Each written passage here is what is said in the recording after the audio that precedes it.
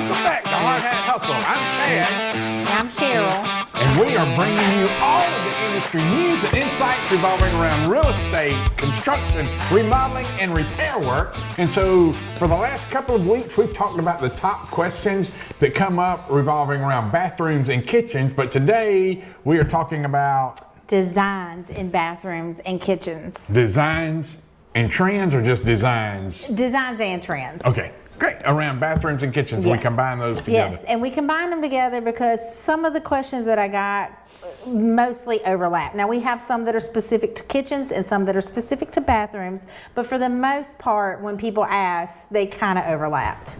So to give you a little bit of heads up, Cheryl said the very first question is going to stump me today. We hope so. Yeah, we're gonna wait and see. So how many questions are today? We got about 12 questions About today. 12 questions. And 2 of the questions are kind of individual, but you're kind of going to answer them together. Okay, we can do that. So anyway, I give everybody an update. So Bo's chewing on his bone, and Bo's been spending a lot of time here at the office this week because last week, you remember when we filmed, it was his last day as an only child. And so the next day we went and picked up his little brother. His little brother's name is Tyson, not after the fighter, not after chicken. It's just a name that kind of came up. It just evolved out of one name going to another name, and then we became Tyson. So anyway, Tyson's a little golden retriever. He's half English cream and half red golden retriever.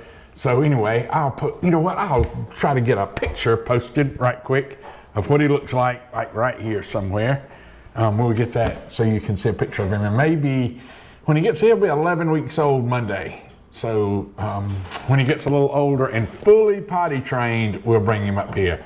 But until he's fully potty trained, I am not ready He's got to stay at home with mom. That's exactly right. Stay home with mom.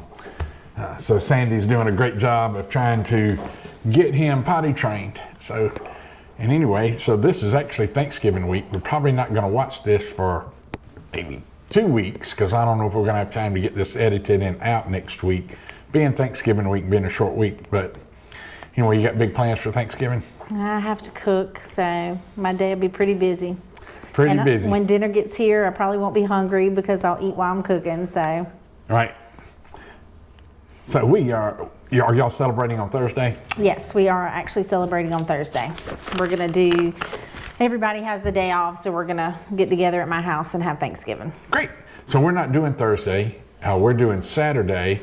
DJ, my son-in-law, is a city police officer, so he's working Thanksgiving. So we're gonna move it to Saturday so the whole family can be together. So when Saturday comes, he'll have a lot of interesting Thanksgiving stories to share. He probably will. Yeah, I'm sure. I don't know if Thanksgiving Day is one of their busy days or not, but I would think it probably is. I would think people are gonna catch turkeys on fire and. Yeah, maybe drink a little bit too much. Maybe. And people start talking politics around the dinner table, and oh God, it'll probably be a few. It's going to be very interesting. Very interesting. So anyway, DJ, if you're watching this, we want some good stories next week about what happened on Thanksgiving. So anyway, let's see how much time we've got. We've got about 16, 18 minutes. How many questions did you say? 12. 12 questions, but we'll be able to answer a couple of those in one. Yeah, 2 of them we're probably going to answer together. Okay, so I think we can get through that if I don't ramble too much. All right, why don't you go ahead and kick it off? Okay, first question. This was the top question for the week, and I get asked it all the time. People want to know, what if I don't know what I want? We get that all the time. I don't know what I want. I know I want to remodel my bathroom, or I know I want to remodel my kitchen, but I don't know what I want. I want something, I just don't know what it is. So that is and actually that's a great place to kind of start. So we have a list of questions. Like if somebody calls, we go out to their house, and like sometimes they'll call and go, I want this, but when we get there, they go, I'm not real sure what I want. And so we have a list of questions, just kind of a process that we go through to find out what's important to them. And we walk down those questions, and we can narrow it down to what would make them happy. And then still, when they get that, they still don't know what they want. Well, that's not necessarily. I think once we start asking those questions, oftentimes they go yes, or Okay. they'll go So no. then you can get to a pretty good- Right. So at the end of this conversation, they're pretty. I mean, I Okay. would say 99% of the time they get what they were after. They just didn't know how to verbalize what they wanted, Okay. or how to express what they're really looking for. But through this series of questions and process of elimination, we can get to probably 99% of what they're really looking for. Okay, so moral of the story is, even though you don't know what you want, we can still get you there. That's right. That's exactly Perfect. right. Yeah. All right, so then people also want to know, should I consider changing the layout or work with the space that I have available? So we talked a little bit about this last week, Yes. budget. So really that depends on your budget. Also depends on the available space you've got. You know, sometimes we take a fourth bedroom if it's adjacent to a bathroom, and we can create that. Usually, so it really depends on your space and your budget. If you have the space and you have the budget, it is large bathrooms. People like large bathrooms. That's their sanctuary. You know, kitchens and bathrooms are sanctuaries. That's where they spend a lot of their time. So if you can create that space where you feel comfortable, you like, and you don't mind spending time there, or if you get ready to sell it, a larger bathroom. One of the things that, if you have the space, I would recommend a water closet and, like a separate room for your toilet. If you have that availability, we are getting that. It's becoming more and more common. Like, that's one of the things. First thing would be converting at least one of their tub showers into just a shower. The second biggest request is, how can I isolate my toilet? Like, how can we put in a closet? And that was another question that I had. People want to know, design purposes, and I know we talked about it last week, but everywhere the trend is getting rid of a shower, or getting rid of a tub and just having a shower. Right, because more and more people are aging in place, like they want to stay home longer, or now they just want to remodel because housing prices are out the roof. Most of the time their homes are paid for or getting very close, so they go, hey, I might as well just stay here and spend a little money to remodel. So now, instead of selling this and going and buying something that has a walk-in shower, they're saying, okay, I want to take this tub shower. So they're aging in place, so it's easier for them to get in and out, easier for them, to have a seat or whatever it is, so that they can stay there, widening a doorway, so, and all of those have benefits other than just aging in place. But Okay. And now this question is more directed to kitchens instead of bathrooms, but people want to know, what's your opinion on open concepts? Open do you concepts. recommend an open floor plan, or should the kitchen be closed off? man, that's a good question. And we do, like, people ask us a lot, or sometimes they say, oh, I want an open concept. And then as you start to walk through that, they're like, oh, I'm not so sure. But some people love the open concept. So we know we talked about you just building a house. Yes, I'm not a fan of the open concept. Not a fan. Our kitchen is majority closed off from the living room and other areas of the house. So Sandy doesn't like an open concept, although she is a neat freak when it comes to the kitchen. Like, every afternoon she runs her hands across the counter. She can't feel any grit. It's got to be wiped and clean. Nothing can be in the sink overnight. So, but she doesn't like that open concept. And I'm like, I would think most people would want the closed concept to kind of hide the dishes in the sink.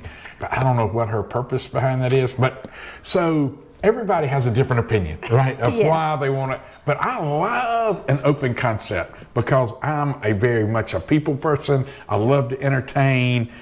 The kitchen is where everybody likes to gather. And if I'm in the kitchen, I want to be able to have a conversation with other people. I want to see the TV. I want to be able to do these. But it's loud, so then you it can't is. watch TV while everybody's in the kitchen making a lot of noise. Yeah, but I don't think it's that loud. By the time you get a few conversations going, the TV's on, there's some other background noise, that kitchen noise just kind of blends in. Now, if it's just like 4 people, yeah, it can be a little noisy. But I will say we did splurge a little bit on our dishwasher, so we can run our dishwasher. Like ours is partially open. You've been to my house, right? So when you walk in, like there's a wall there, and the range and range hood's there, but then it opens up. So we can have a conversation with people in the living room or the sitting area, dining room, and see the TV. And so, but anyway, what I was getting around to saying is like we can run the dishwasher while we have company and you don't hear it. So those are one of the things we talked about, upgrades and appliances last week. So I would say, you know, spending a little money upgrading your dishwasher to get a quiet dishwasher. And so you can run it, you really don't hear it. You don't hear it in my house. So I love an open concept, but there again, it's back to a personal preference. And a lot of people love open concepts, but we talk about designs and trends, and so we're starting to see, like it's been open floor plans for years, and everybody's like, I want to, in older homes, I want to take this wall out, I want to open it up, living room, dining room, kitchen, and now we're seeing a little bit of people going back to closed off kitchens and segregated rooms a little bit. For some reason, it's everything comes in waves. So, but I don't think open concept will ever go away, and I don't necessarily think a closed off concept will ever go away. It's really a personal preference. So. Okay, so we're going to stay on kitchens for a minute. So the trend right now is farmhouse style in the kitchen, and that's going away. For design purposes, what do you recommend? So I don't think traditional cabinets, farmhouse style, is ever really going to go away. I mean, it's all the rage. People are still really interested in it. I don't think it'll go away because it still has that traditional feel. And farm style sinks may fade out, but if it's done correctly, I don't think it'll turn anybody off if you have the right sink in the right atmosphere. Now you love the farmhouse style. Right? I like the farmhouse style. That's what I have in my kitchen, but I don't like the farmhouse sink. I have to have 2 basins. Clean basin and a dirty basin. So we don't have a farmhouse style sink, but we do have a single bowl in our house, and I love it.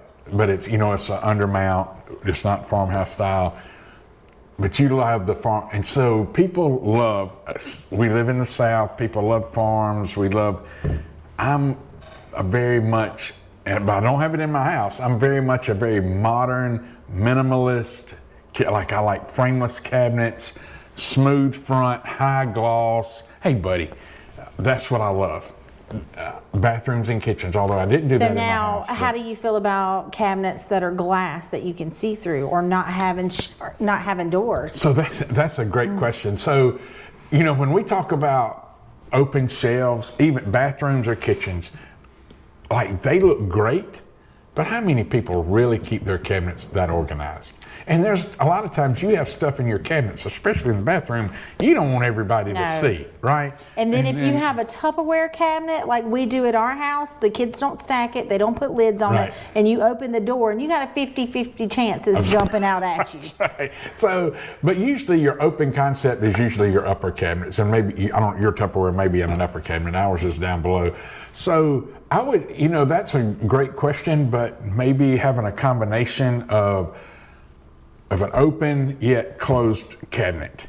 And that way you can put your decorative items in some places and then have the closed off cabinet for things you don't want people to see. And that would work in a kitchen or bathroom. When we talk about, open shelves, I just don't think, when we talk about glass doors, it's great in several places. Nobody wanted glass doors for years. Now we're starting to see glass doors come back just in a couple of upper cabinets. If people have some china or they have wine glasses, or even, and I'll get back to that other in a minute with open concept. So some people are starting to put a little bit of glass, but not all their top cabinets. But then there is an open concept that we do incorporate in larger kitchens now, where people have, like a lot of men drink a lot of bourbon, women have they collect wine glasses, or they collect bourbon, or they want to display their bourbon. They have a bourbon collection or a wine collection, and so they'll put those out on open shelves. So though that works great with an open concept because it's not like it gets cluttered, and you can change that out pretty easy. But so I'm not a big fan of the open concept or really glass doors. But Okay. I mean, but some people are, and that's great. But we Yeah. don't, we don't have a bunch of fancy And that's stuff. why we're in the business of remodeling. That's right. That's exactly right. Okay, so this question this is the two-part question. So people want to know how to make the most out of their counter and cabinet space, and like, is in design, is it the going trend to have a pantry, or is it just to have a lot of cabinets? There again, it's all about room and it's all about your personal preference. We do a lot of pantry cabinets where it's top to bottom, you open it up, the doors, and then that opens up and you've got more drawers back there or shelves behind it, a full 24 inches deep. You can get a lot of storage in there if you don't have a full-blown pantry. So, but having the pull-out shelves on your base cabinets, there's a lot of things you can do to save space. We do a lot of appliance garages. There's some ways that, like we're doing a kitchen now where there's countertop and then there's cabinets on banking left and right of this one section of cabinets. And so we've got pull-out drawers in the pantry side, but in the middle we built in an appliance garage. So there's a door that faces the end of the cabinet. You roll it up, you pull your appliance out, it's right there at the counter. We fix it and you slide it back and shut the door. Utilize the space, it's hidden in this cabinet, but yet if you're not using it, it's not taking up counter That's space. nice. It is, it works really well. So anyway, though, we've got that. There's a lot of different things you can do, and it really depends on the amount of space you have. But there's a lot of neat things you can do. Okay, and then I think we might have touched base on this in the last segment, but people want to know, in a bathroom and kitchen, that's where you get the most water splashes, the most dirt, like the most messes when you're cooking. So they want to know, what paint should they go with that will make cleanup easy but still protect their walls? So there again, a good latex paint. I wouldn't go with an inexpensive paint. You need to spend some money on a paint, and I would do eggshell or satin in the bathroom, kitchen, semi-gloss or high gloss on your trim. That works really well. Okay, and then flooring. Flooring, is there anything that's going to be the best for kitchens and bathrooms to We keep? talked a little bit about that last week, did. I think. So same thing applies to the bathroom as it does the kitchen, except for hardwoods. I would not recommend a hardwood in a kitchen because you do get a lot more moisture, a lot more water on the floor in a bathroom than you do a kitchen. So if you're in there, it's probably going to cause some discoloration, may cause it to buckle a little bit if you have, if your toilet overflows or your kid runs the tub over accidentally or whatever. But ceramic tile, solid vinyl, LVP works really good in the bathroom. The things you don't want to do is marble, like high gloss, slick tile on the floor in the kitchen or bathroom, because they become, once they get wet, they're a skating rink. That's like walking on ice. And so a popular bathroom questions. People want to know, should they have their closet in their bathroom or should it have its own space? Clothes closet. Yes. The clothing closet. Yes, So, clothing. I like mine being in my bathroom because if I'm in the bathroom, I can go ahead and get dressed. I get up very early in the morning. If I'm having to go into the bedroom, I'm waking Sandy up. It's going to happen. Our closet is in our master bathroom. And so I love it like that. And ours is like that too, and it's convenient. It is convenient because I take a shower, I, brush my teeth, comb my hair, whatever, and get dressed right there. And then I open the door and leave, and I'm not interrupting Sandy. If you have the space, I like it. Some people may not. Sandy and I have completely different schedules. She's a late night person. I'm a very early morning person. So it's not like we're interrupting each other in the bathroom or waiting on the other one to get out. So it being in the bathroom works great for us. Okay. It might not for others. And so then if they have a closet for their clothing, then should they also have storage for their bathroom separate? So let's see. We have we have a 6-foot vanity in our bathrooms. It's got a lot of storage in it. We can keep a lot of stuff in there. In our closet, we have a little built-in shelf. We keep a lot of toiletry stuff in there, but we also have a hall closet right outside our bedroom and outside the hall bath that houses a lot of toiletries too. But also our hall bath has a 5-foot vanity. It has a 6-foot vanity in it also. So there's a lot of storage in that one. You know, we're blessed with pretty decent sized bathrooms. So if you got the space, it's good to have your bathroom storage in your bathroom. That way, if you run out, you don't have to go run through the house, find something. Okay, and then the last question, so people want to know in designing their bathroom, they have a tub, they have a sink, and they have a toilet. What else do they need? They don't, storage is nice. We talked a lot about storage. Having storage is really nice. You know, anything else, you know, we're seeing a lot of bidets, and we're seeing a lot of combinations these days of toilet bidet combo. I don't have that in my house. I don't know that I would, but we're seeing a lot of it. So that's something else that people may want is a bidet. You know, a lot of people have a shower and then they have a separate tub, and we're seeing, and actually in larger bathrooms, we're seeing more of that come back. But it's not a big whirlpool style tub. It's a soaking tub, freestanding. It's not built in. And, you know, and then again, sometimes we're taking those out and building huge master showers. Well, I can tell you, I would recommend a steam sauna. Put that in your shower. And so we have heated seats, heated toilet seats. That's very nice, and the heated flooring. So I was getting that. Heated flooring was one of my next things. So one of the things you want to stay away from is a lot of technology in your bathroom, because it can become overwhelming. So, I mean, we've installed some shower valves and shower appliances that the instruction booklet's inch and a quarter thick. If I've got to read an instruction booklet like that thick in order to operate something, I don't want it. I think heated floor is great, and you can get a lot of that that's controlled with an app on your cell phone now. I would avoid a lot of technology, but yes, heated floors. I was getting ready to say, you know, heated floors. You would like, if you're building a shower, a good seat in your shower is nice. And having a space to have just a chair in your bathroom works really well. Just, you know, if you're in there putting your socks and shoes on, if you're not going out, that works really well if you have the space. So there again, you're right. I mean, and we are seeing a lot of one-person saunas we're putting in, and people are trying to cram these into closets. And there's a lot of great options out there where you can take them and they fit in, you know, an oversized closet. But we're seeing some of that. Let's see. But I mean, but as far as what do you need, really all you need is you just need the basics. But yeah, I mean, there's a lot of options out there. There's a lot of stuff that, you know, having a heated floor in your shower, having a heated floor in the bathroom is really nice.